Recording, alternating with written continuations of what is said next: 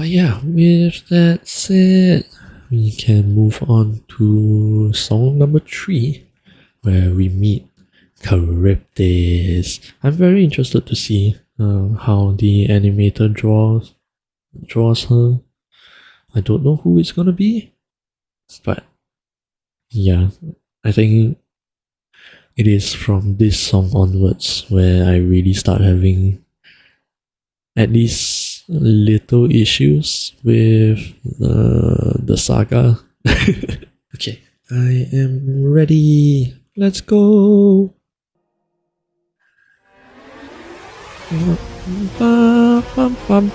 Okay, so they are going with the worm. Is this? It's not GG. Roserix, we are getting so many new animators. Okay. I will leave the nitpicking to after we watch for the first time.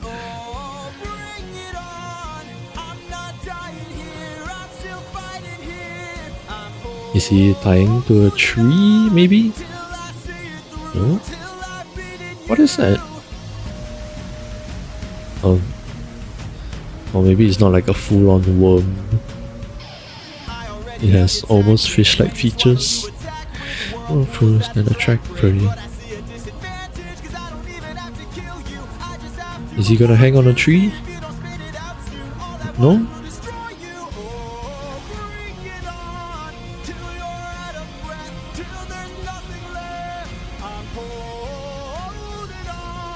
Oh. What? Oh, there's a tree! Let's go!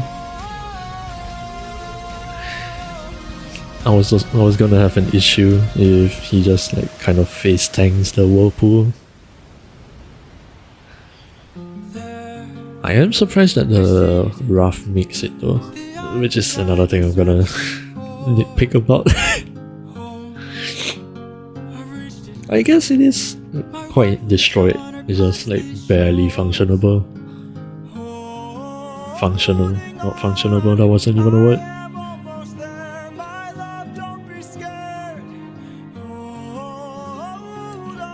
And he's bleeding there today. Penelope.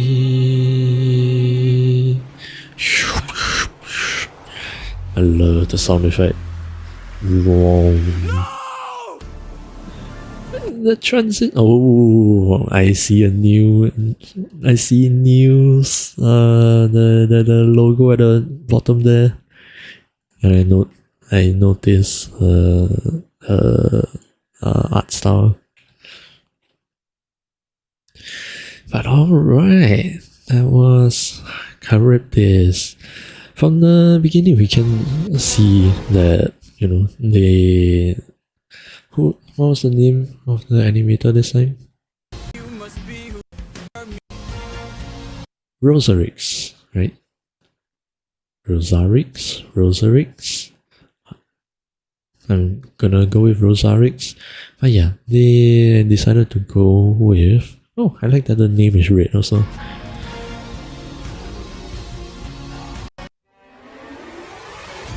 But yeah, it seems like they went with the interpretation of Charybdis being the worm-like monster. Yeah.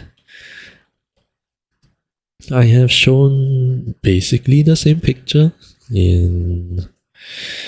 God, which song was it? I know I put this picture in one of the videos so far. Full Speed Ahead. Yeah, it's not the distance, it's what lies in between. The animator back then has the flashes of Scylla, Charybdis, and the Cyclops. Although for Charybdis is a lot more low-key because they drew from the perspective of inside Charybdis' mouth. But anyway, I definitely put up a picture that was very simple. That's basically just like how Roserix drew it here. So that was nice to see.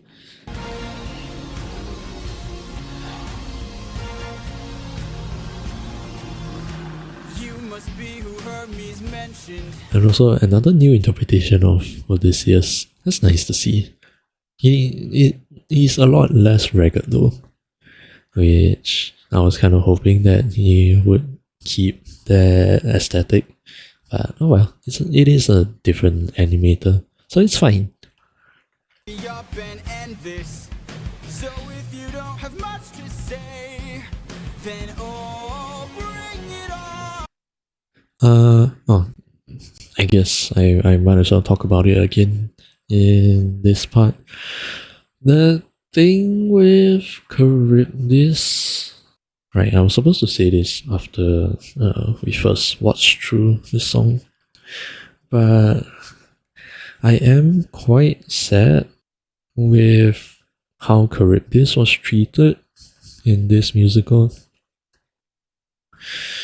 because there's just not enough. Like, Charybdis is supposed to be one of the major obstacles in the Odyssey. Like, her name is famous enough for someone who doesn't know anything about Greek mythology to know of her name. So she's supposed to be a very big obstacle. And also is part of the real life race between Scylla and Charybdis, or at least more commonly known as between a rock and a hard place. Because I believe Scylla in real life is supposed to be a rocky place, and then Charybdis has a lot of whirlpools in this like relatively narrow strait. I have gone ahead and done my research, so let's talk about it. To start things off, as I've mentioned in the video itself, the monsters of Scylla and Charybdis, they are actually based on real life locations, particularly along this sailing route, which also does actually exist, is in this place called the Strait of Messina. The Strait of Messina is this area where on the north side we have the Tyrrhenian Sea, and on the south side we have a different sea called the Ionian Sea. And in between, in this Strait of Messina, is where these two seas actually connect to one another.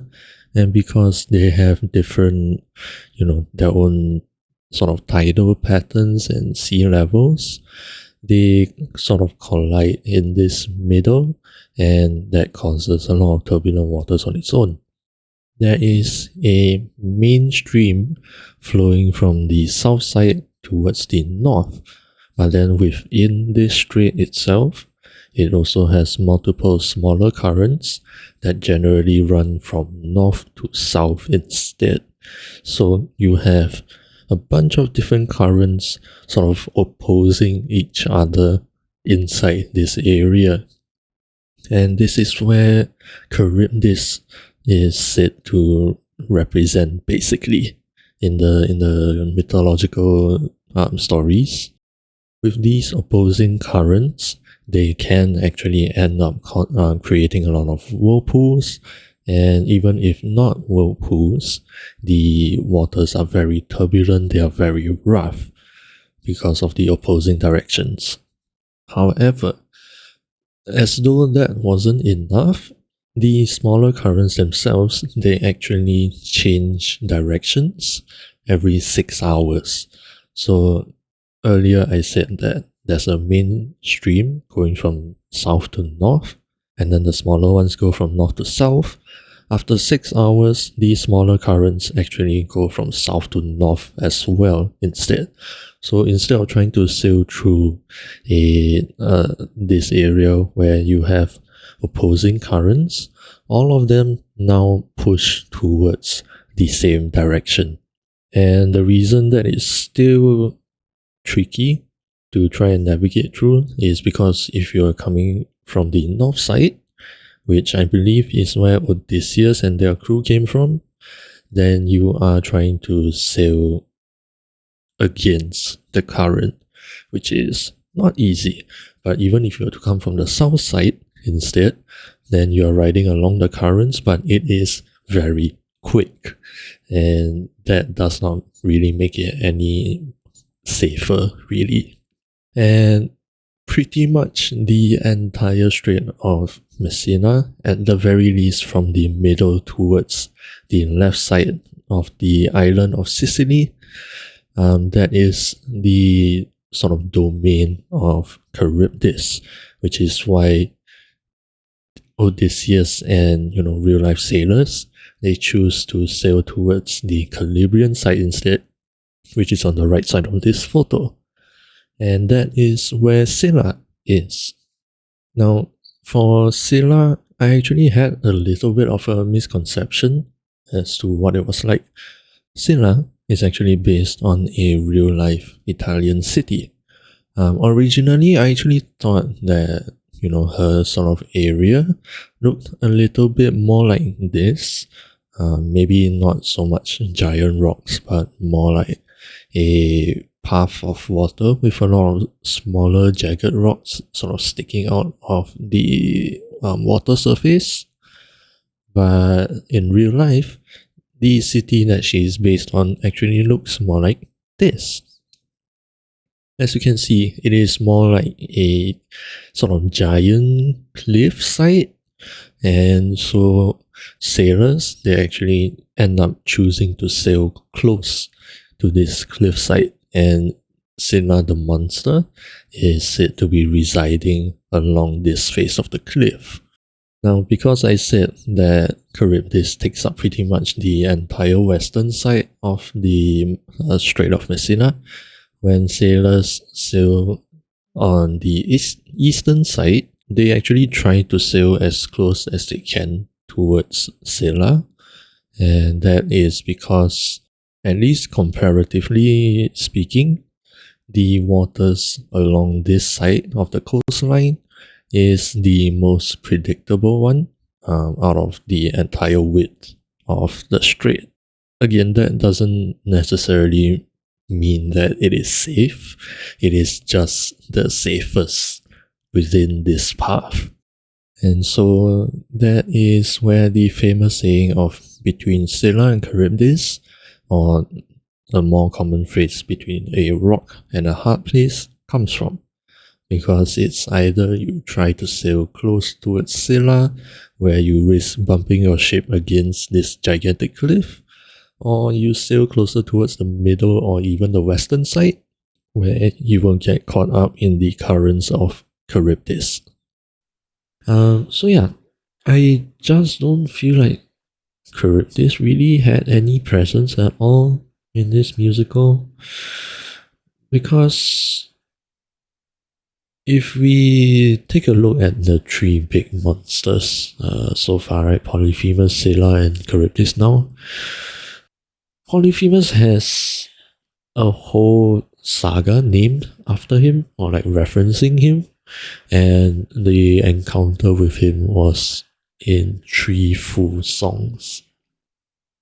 From the song Polyphemus, and then Survive, and then Remember Them.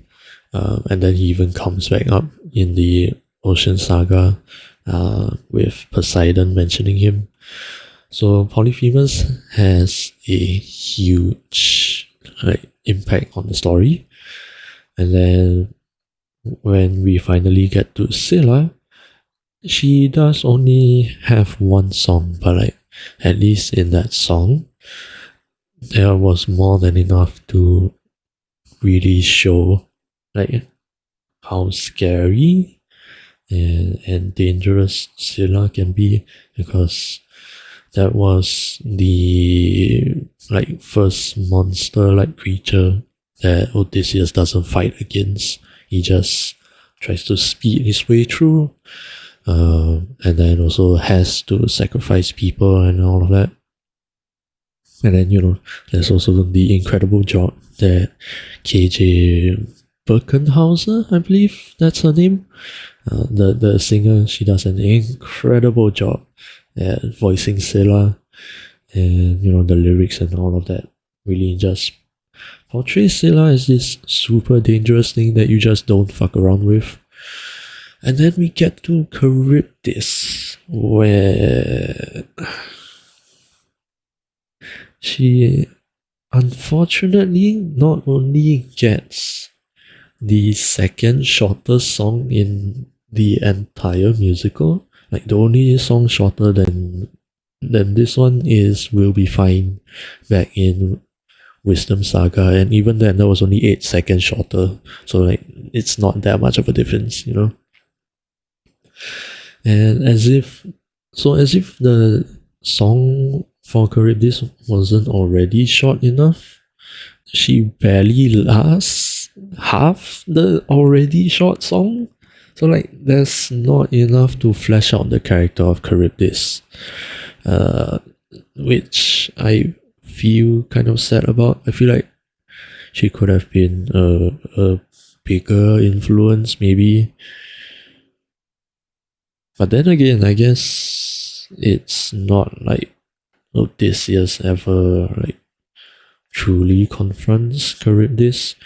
The half a song that she appears in the whole musical basically sums up at least what I know of the encounter Odysseus has with her.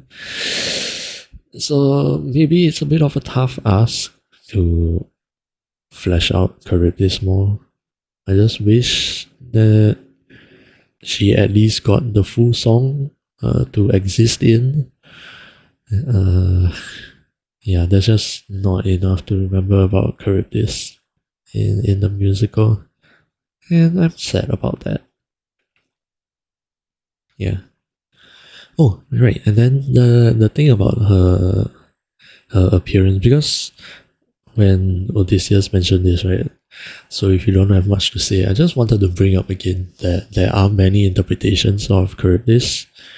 Some people say that, you know, at least if we compare it to real life, she is just a personification of whirlpools, really. So she quite literally cannot say anything, which then makes this line kind of redundant because she cannot speak. She's not a living thing. But in certain interpretations, she is this giant worm-like creature, a circular worm with a whole array of teeth inside. So maybe even then she also cannot speak. Or there are also interpretations where she is a humanoid, kind of like Scylla, really. But she got cursed to the bottom of the ocean and forced to repeatedly swallow and regurgitate the water endlessly. So again, even in that interpretation, she also wouldn't be able to speak really. So yeah, this line in particular is just a problem for me. It doesn't need to be there. Have much to say, then oh, bring it on. I'm not dying here, I'm still fighting here. I'm holding on till I beat it. Yeah, I was kind of surprised to see that Charybdis has a fin here. I'm not sure I noticed that in any of her drawings, really. Because, yeah, over here she's like a wormfish thing. And then, yeah, the whirlpool. And again, for a moment, I thought that the Rosarix kind of had a stroke there.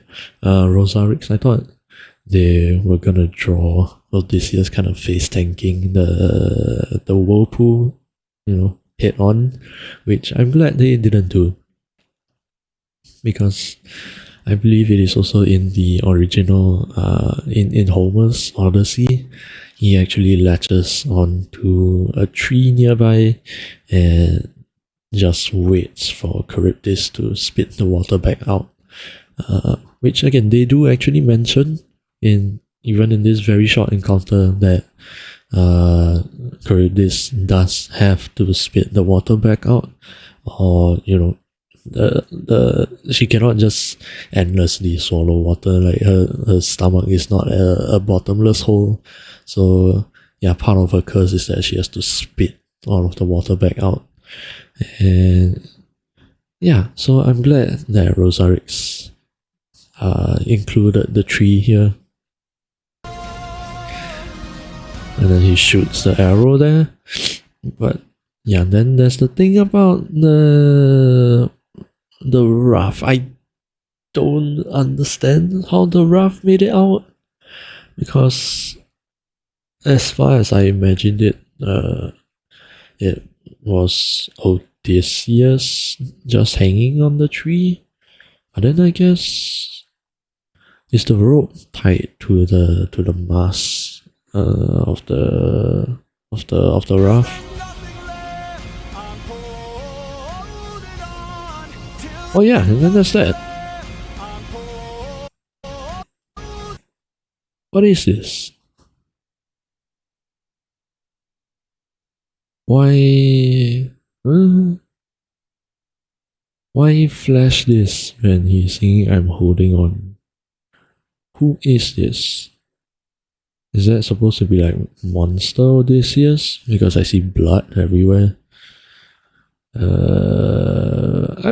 I'm not sure. I don't understand this short frame over here.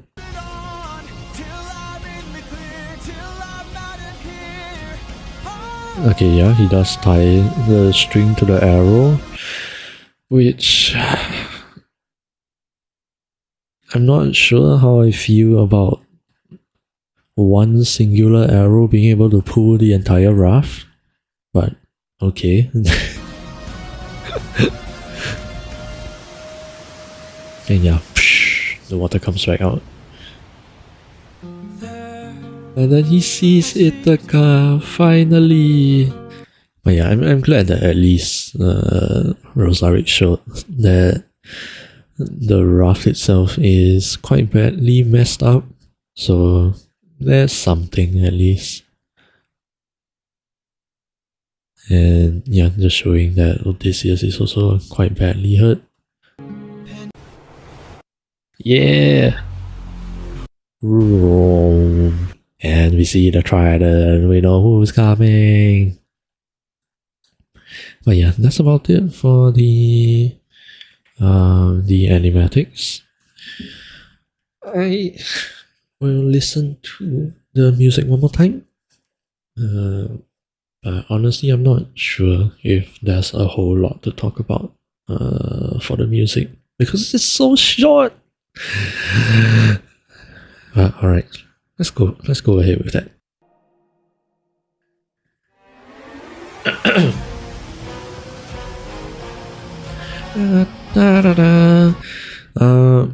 That is something that we mentioned a number of times already, the brass section. Even back in the Ocean Saga, I mentioned that the brass in general is related to the rough waves, at least in my interpretation of it. So I'm glad that it made the comeback over here for Charybdis. And then also the intro for it with the, I want to say it's strings, but it's very dissonant and just, it's like a riser. So it's like a very unsettling kind of introduction to Charybdis as well. Because again, she's supposed to be a very dangerous and scary entity in the story.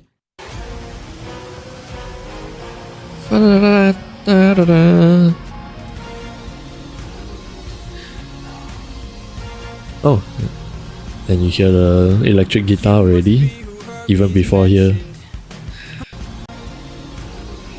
Ba ba ba ba ba ba ba ba. You must be who Hermes mentioned. You must be who Hermes mentioned. Hermes did not say a fucking thing about Charybdis. Why is this line here?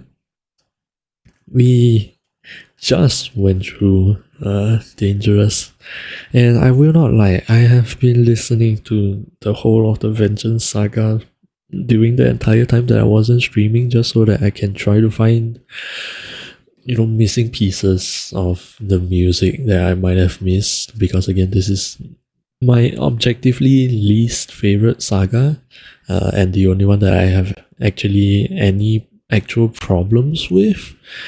Hermes does not mention Charybdis. Why is this line here? Why? The most is that, like we have just gone through, the Hermes says that maybe there are strangers lurking around the isles, or that there are dangers ahead, but there was no explicit mention of Charybdis anywhere in the entire musical besides from the title of this song. It is not, she is not mentioned anywhere within the musical itself. So I don't know where Odysseus grabbed this line out of his ass, but I have a problem with it. A monster here to block my way. Hermes does not mention about a monster. I'd like to hurry up and end this. So if you don't have much to say, And then, what I mentioned earlier, if you don't have much to say, in all of the interpretations of Charybdis, she does not speak at all. She cannot. then oh, bring it on.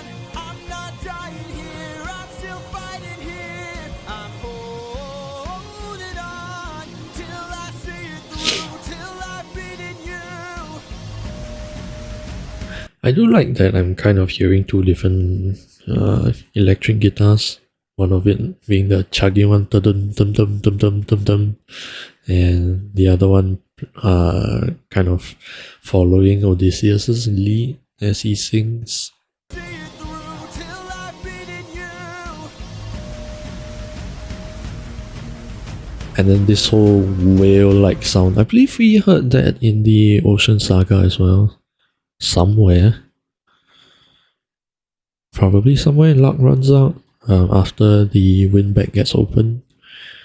I feel like we hear at least very low animal-ish sounds.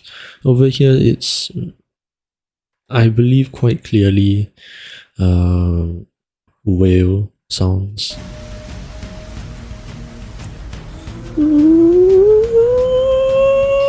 I already know your And then, tactics when ow. you attack with whirlpools that attract prey. But I see a disadvantage, cause I don't even have to kill you. I just have to avoid you. See if you don't spit it out soon, all that water will destroy you. Oh, bring it on till you're And again, I don't hear the danger motif for some reason. As much as I would like to hear it, I think here makes a lot of sense for it to be around, but I'm not sure I hear it at all. So I don't know. Could it be because Odysseus doesn't even see this as danger at all? Because he knows that he doesn't actually need to fight Charybdis at all? He does explicitly mention that, like, I don't even have to kill you, I just have to avoid you. So maybe he genuinely doesn't even see Charybdis as danger, and that's why the danger motif isn't around. all that water will destroy you. Oh, bring it on till you're out of breath, till there's nothing left. And then there's also the drums coming back here. Till I'm in the clear, till I'm not in here. Oh yeah, and this is something that is a little bit similar to Storm also. When over here he sings, oh, Storm. It's It's a bit of a connection there. And then the other thing is that I haven't mentioned yet. The song is once again in odd timing, one of the very few. The first one, I believe, would be from Storm, because that song is in 7/4, but over here is in 5/4. So yeah, it's just that irregularity, even in the time signature itself, that kind of helps with the image of rough waves, you know.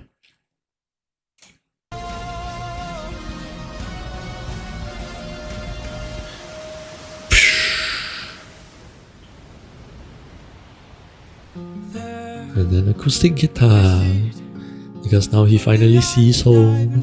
He's relieved. He's no longer in battle mode. I've reached it. My wife and son are past these shores. Holding on, I am almost there. And then you hear strings come in, because he's thinking about Penelope. Hold on, I am on my way. I'll be there today. But like, you really do hear the longing in Odysseus' voice. Like, finally, after so long, I see my home, you know? I like that you can actually hear it in his voice.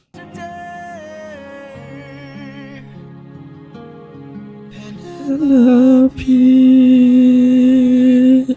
And again, Penelope's motif. What? And then yeah, here you hear the waves, and also the low rum, like bassy growl like sound, the warm, which is also present when Poseidon is about to make his previous appearance in Keep Your Friends Close. No!